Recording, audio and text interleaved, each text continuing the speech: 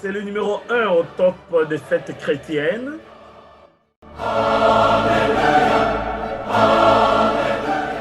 Même si la tradition a rendu Noël un peu plus sympathique que Pâques, parce que pour nous, chrétiens, il n'y a pas de plus grande bonne nouvelle que celle de la résurrection de Jésus.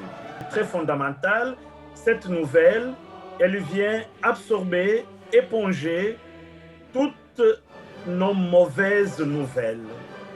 C'est la feuille de route de la vie chrétienne, c'est le GPS, la boussole de la vie chrétienne. Ça nous indique ce que nous sommes vraiment, c'est-à-dire des êtres résurrectionnels, des êtres non pas vivants voués à la mort, mais des mortels appelés à la vie.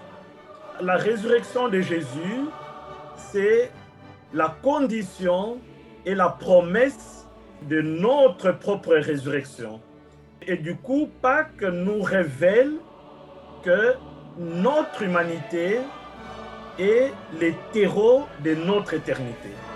Le Dieu qui s'était mis à hauteur d'homme à l'incarnation vient élever l'homme à sa gloire, à sa grandeur, à la résurrection. Du coup, rien n'est banal dans l'humanité.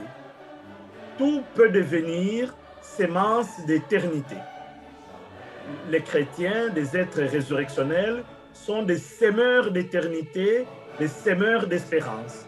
Et c'est pour ça qu'un chrétien, il ne croit pas à la fatalité ou à l'absurdité de la vie.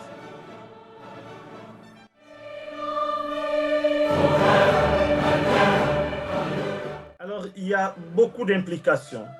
Une première que je verrai, c'est que nous sommes appelés à sortir de la psychologie du tombeau. La psychologie du tombeau, c'est cette espèce de manque d'espérance, de résignation. Une deuxième implication, c'est que je peux désormais considérer que quelle que soit la situation, le possible peut toujours s'ouvrir, même dans un monde fermé. Une autre implication serait justement aussi de considérer nos tombeaux vides comme des créateurs de possibilités nouvelles dans notre existence.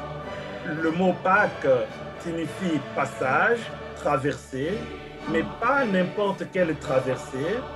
C'est un passage qui est périlleux, difficile, à risque, mais qui se termine bien. Et prendre conscience de cela, c'est vraiment être sûr que je ne suis pas dans un monde absurde, c'est que le monde m'amène quelque part vers une direction.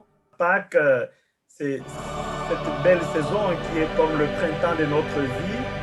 Une saison se déploie dans le temps, c'est un processus en fait.